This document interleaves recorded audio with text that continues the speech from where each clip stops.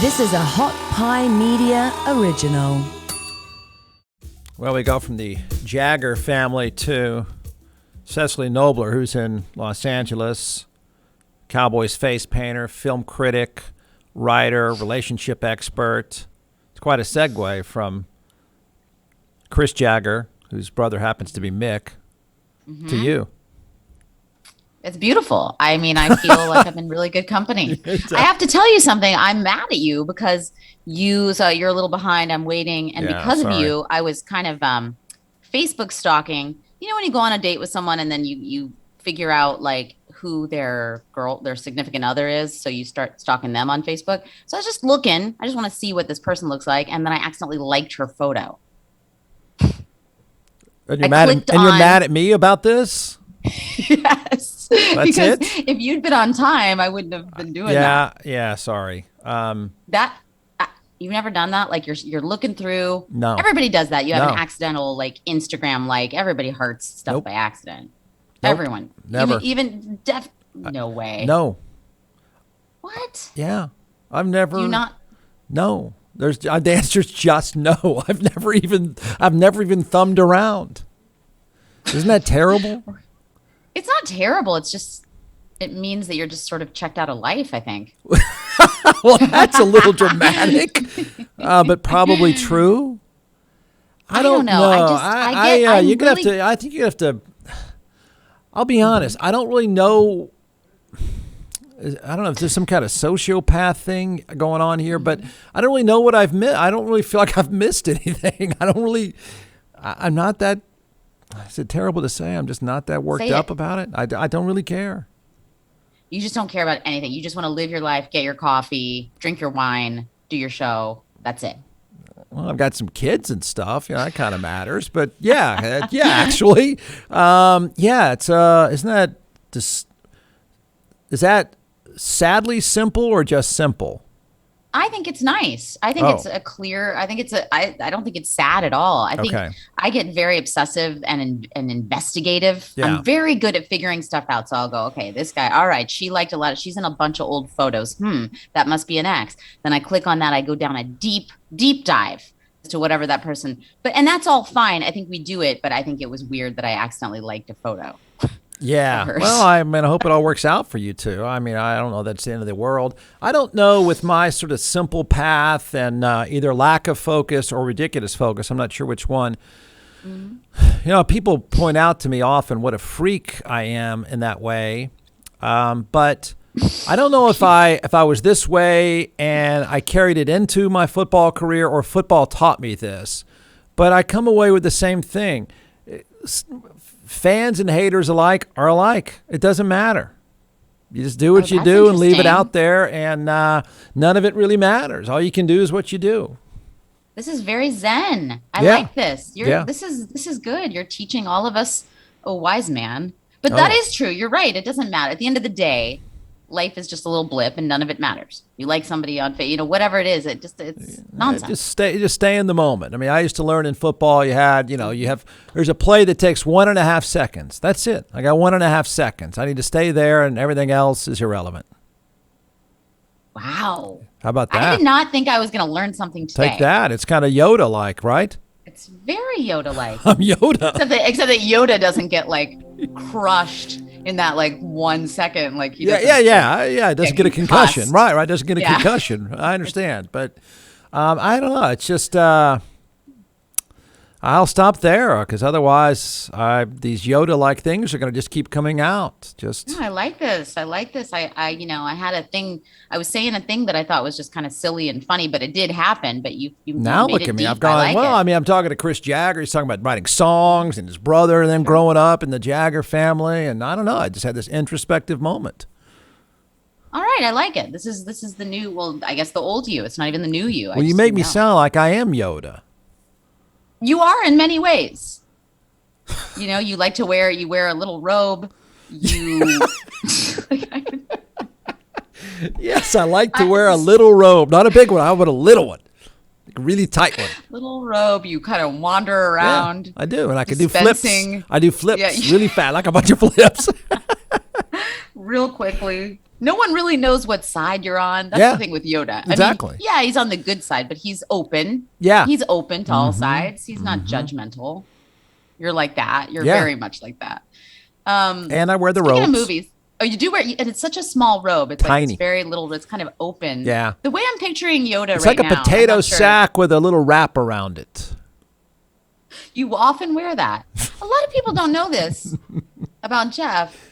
He does often wear a tiny robe, and he does real fast flips. Which did you learn that in football? Yeah. Oh, yeah. Fast Yeah. Oh, fast. I can do 5 of them real fast. They should have more flips in football. That would be interesting. You know, as much as I love the sport, sure. I think they could maybe jazz it up a little. And I think they should have like a tight end or somebody. They have to do 4 flips per game. Okay. Just like, and not when they have the ball. It doesn't have to be, but just at some just point. at random times, you could sort of be blocking guy or not be blocking guy and just do your obligatory flips. You have to, and it's got to be 4. It can be more than that, but it can't be less. Well, that's my time. Okay. Wait, good luck to you. I have movies. I have big movies. Like now we're getting into the stuff. Yeah. And I have something I really have wanted to talk to you about this. First of all, 2 things. I saw Licorice Pizza, which is not out yet. We got a couple weeks on that. That's the Paul Thomas Anderson one. I liked it so much. I'm going to see it again Saturday in the same week. I saw it this week and I loved it that much. So it's taking you outside of your professional sort of space. You want to go see it for fun? Wow. Yes, exactly. That's saying a lot. Well, to be fair, one of them was a press screening and then the next one's a premiere. So I was like, yeah, I'd go back and see the premiere. I'd go back and watch it with So you're going to the premiere? You get to... Yeah. It's so... I didn't used to love that stuff, but it's been so long since I've gotten Is this a Bumble date? This is not a Bumble date. I'm just going with a friend. Yeah.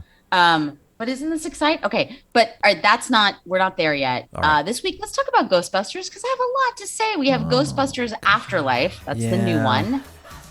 Oh, just wait.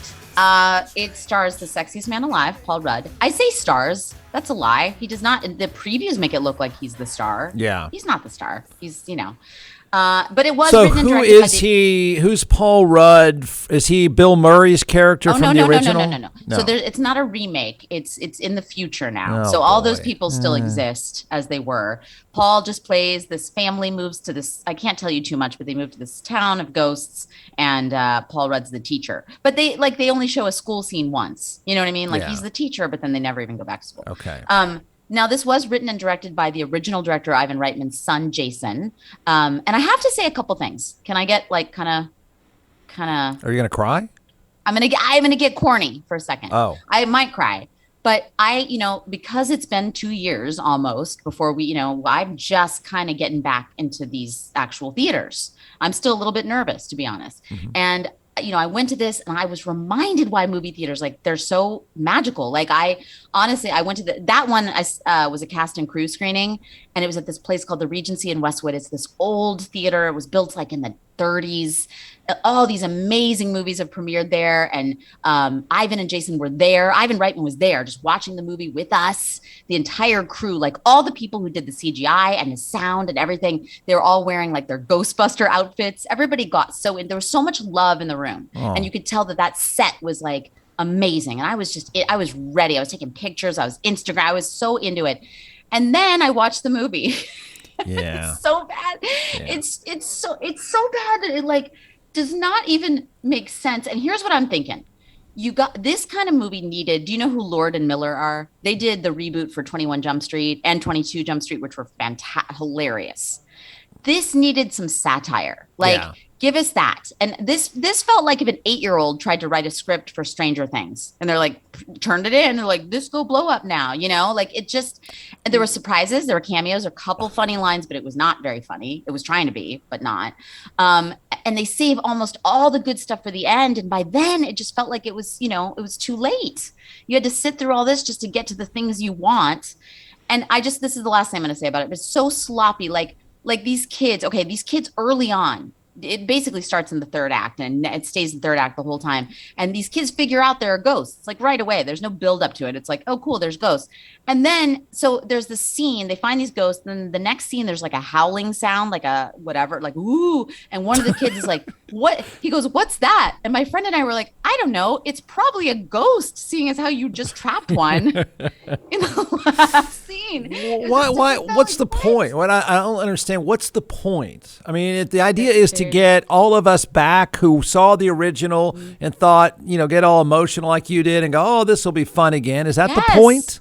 Of course, that's the point. And it just and listen, it just wasn't the right guy. I know what Jason Reitman was trying to do. He's a kind of he's a kind of sappy. He's not like he's funny and clever sometimes, although he doesn't write like he's not.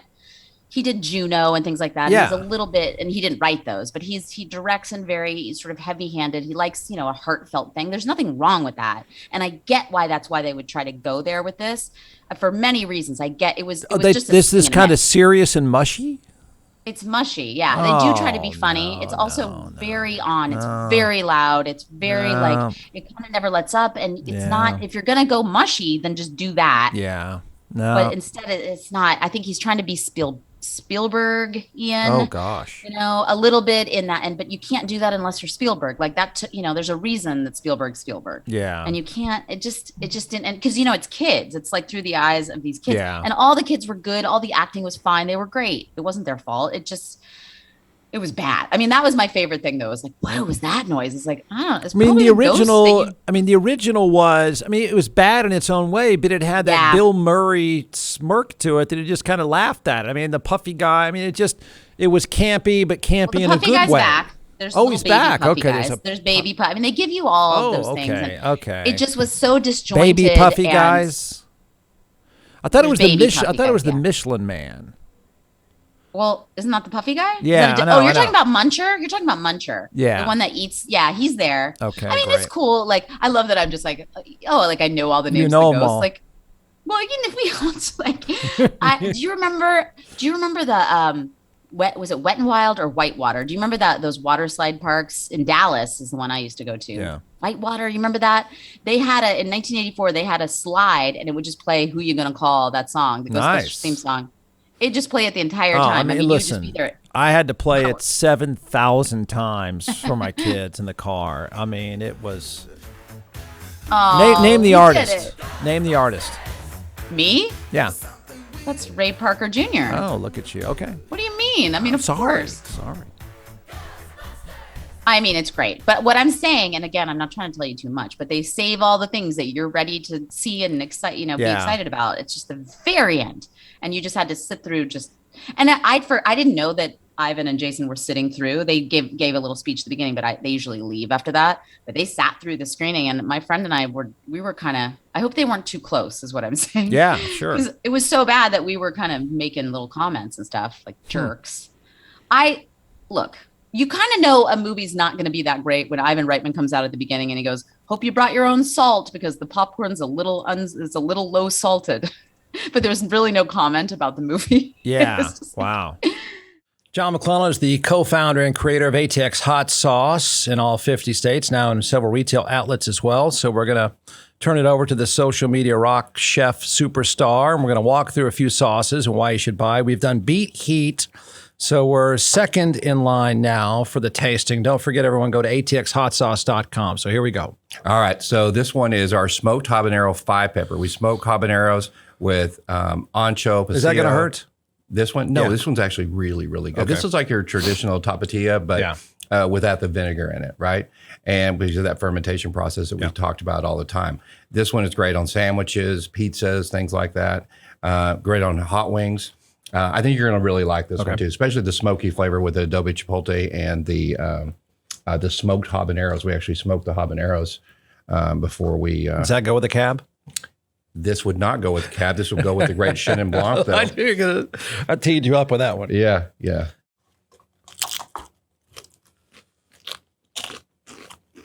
That is good. That's good. Isn't that good? It's just classic take. Well, it's a new take on a classic item. It's called smoked habanero 5-pepper. All right, don't forget One of my favorites. Don't forget atxhotsauce.com. Okay, I have one more so that we can kind of end on a better note. Will Smith's King Richard. This is Will playing the dad of tennis legends Venus and Serena Williams. It's pretty good. It's not. I'm not a big biopic person, but this actually didn't feel like that. It's kind of more. It is that, but it's kind of more like a look at what it takes to get so good at what you do. You know, your 10,000 hours, whatever that is. I don't. Okay, let me ask you something, because I think a lot of us we've grown up with them being mega stars, and they've done it a long time. I remember in the early days, though, a lot of the stories were about the dad. And I can't remember, was he a good guy or an over-the-top guy? I can't even remember now the perspective of the dad. You know, you always took away that, he must be driving these kids into the ground. Is that true?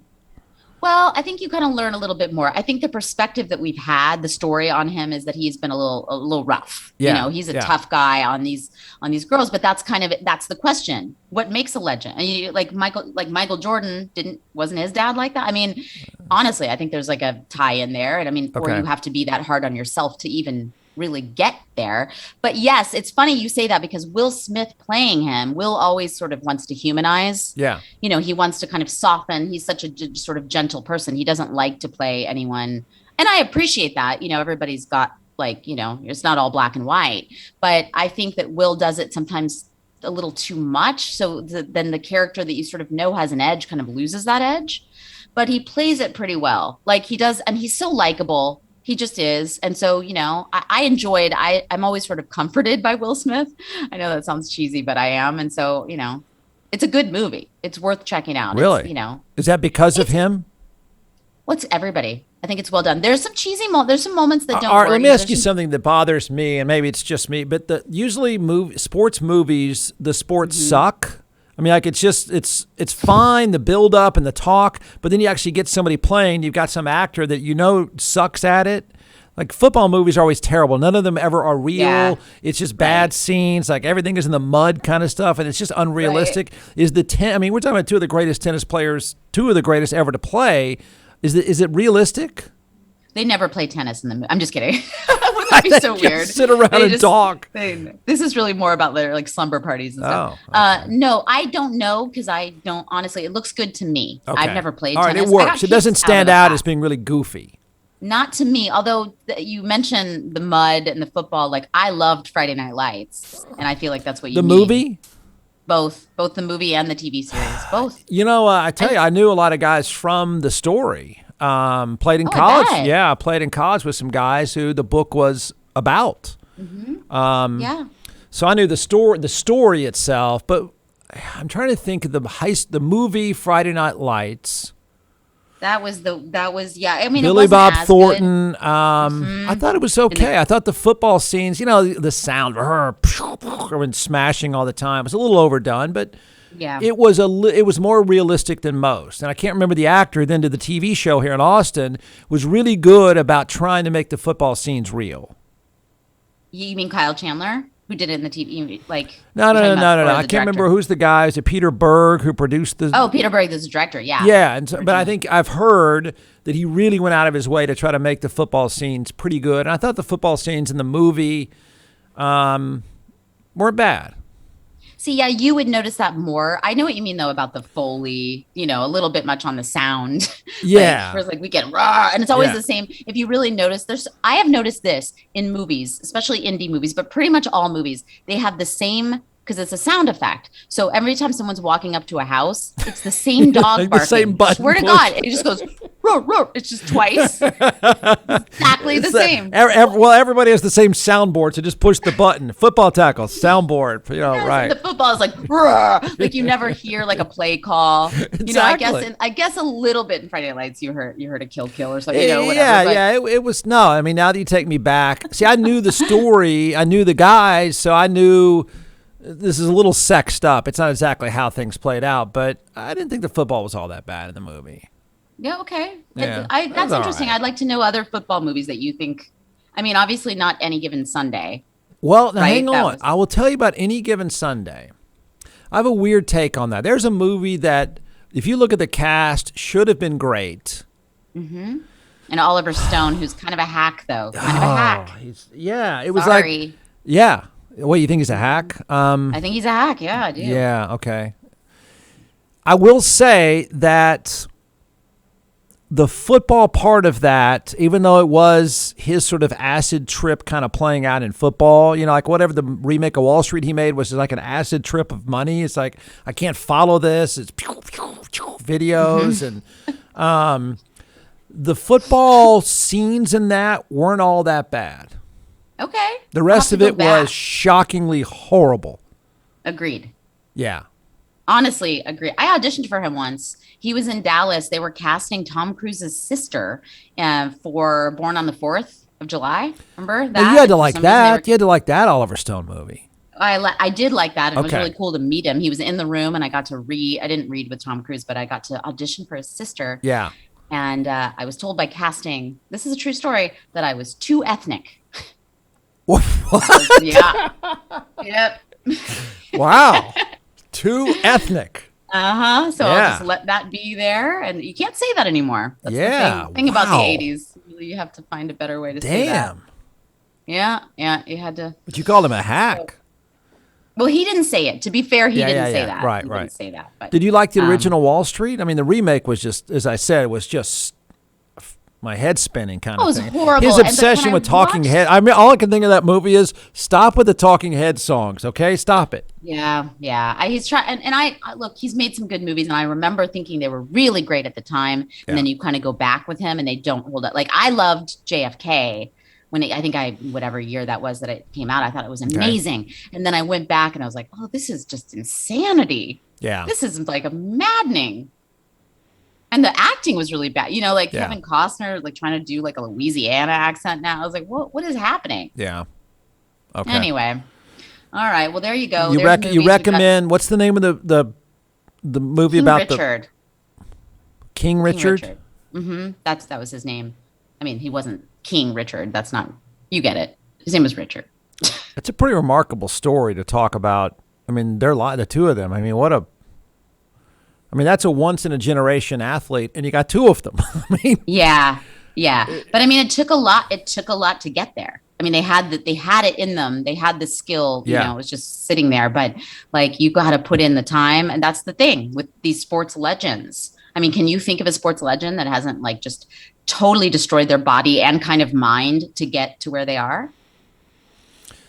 No, they're like besides yourself. Besides you. I know. Well, I'm Yoda. What the hell? I mean, let me offer up some Yoda wisdom on that. But that's true of all geniuses. I'm not going to say 1% of anything is fully invested to the point of almost being a train wreck. Yes. Right? Yes. I mean, you're just hardwired that way. Like even like Elon Musk or somebody like that. Yeah, you're just hardwired a different kind of way. I mean, I hear it drives me crazy, because I was just sort of a mediocre player, but I happened to be there, and I hear people all the time talk about, well, so and so's a jerk. I'm thinking, no, it's just how the 1% is. It's just the way you're hardwired. I mean, you don't know them, and they don't know you.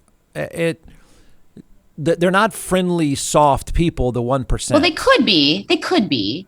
I don't know. I mean, I guess if we start naming it, I mean, Michael Jordan isn't. Right. If you mean like that, like they're too focused. Find that ultra elite of anything in any industry, and chances are they're probably not all that soft and cuddly. I don't know. Emmett Smith's pretty soft and cuddly. He's a delight. He's my favorite.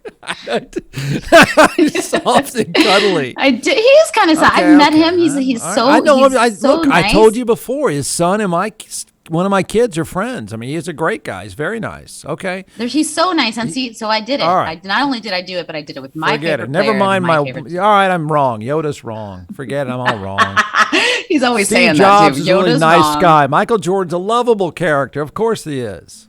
Okay, but we're naming the ones that aren't. But I swear, every time at the end of the show, I know we're done here. But at the end, I always go, you know what? Next week, I'm going to have a list of da-da-da. And then I never do because I forget. And every time. I was going to say, next week I'll have a list of. Your default to everything is Emmett Smith. But because he answers to everything. He's perfect for that. He's all things. Not to sound too much like Yoda. I don't want to take your gig, but like he's all things to all people. Right? Wow. Okay. Wow. I got a lot to think about now. So much. I just love him so much. You don't know. You do. You don't really know do. how much. I've sort of over time, people have started to conclude it's bordering on an obsession. You know, I got a jersey from Monroe that says Emmett Sniff. It doesn't matter. It doesn't matter. You go on about your day, and I'll go about mine. And well, who are you gonna call? Look, and I've got a tiny robe, so whatever. As always, a pleasure. I'm thinking a lot now. You've really thrown me off, and on this day of my Yoda moments, you've really, really thrown me off with this. Emmitt Smith is a lovable, cuddly, he is, though. Yeah. One, the elite of elite. Mm-hmm. I mean, you can't get better. I don't care who you are. I don't care if you're Barry Sanders. You're not better than Emmitt Smith. Wow. I'll say it. Do it. I said it. I said it. You did. I'll say it again and again. I know you will. Okay. All right. Should we go? Don't go see Ghostbusters. No, but I don't want to say. I never want to say don't do something. Okay. And I think there are moments for everybody, and there's some stuff people are going to like. I was just very disappointed that I had hyped it up so much in my head. I mean, honestly, but did anybody really have high? No one anticipated that to be any good. I laughed it off the minute you started talking about it. There's no way this is okay. It looked good to me. I swear. I think they did a great job cutting the trailer, and everyone involved seemed like it was. I love Paul Rudd. By the way, you mentioned Paul Rudd. Is he really the sexiest or whatever that thing is? Sexiest man alive? I think so. Oh, is he? Yeah, I think so. He is for real. What do you think of that? Okay. Sorry. What do you think of that career? I think he's amazing. I think, first of all, I don't know how he doesn't age. I mean, that's the big joke with him is that he still looks like he did when he was 20. Right. He's also really kind. I have many friends who worked with him, the publicist friends. I mean, he's one of the nicest guys. That whole group are pretty cool, like that whole Judd Apatow group, Yeah. But he goes sort of beyond that. Guys aren't threatened by him. He's so funny. Women want to date him. I mean, he would be. I think he's in my top 5 for sure. As an actor? I love that as a guy that I know. I'm asking professionally. Forget the love part, the acting part. As an actor, yeah. I mean, he's a comedic actor. I've never really seen him do a whole lot more. He's tried a little bit. I don't know that he's actually in an Apple Plus thing right now called The Shrink Next Door, which is based on a podcast. Okay. Very popular podcast with Will Ferrell. And he's actually pretty good in it. Yeah. And I mean, he doesn't show a lot of range, but kind of like Emmitt Smith, he's perfect. Yeah. All right. Well, I'm going to put my Yoda robe back on and go about my day and talk to you next week. All right. Thank you. Bye.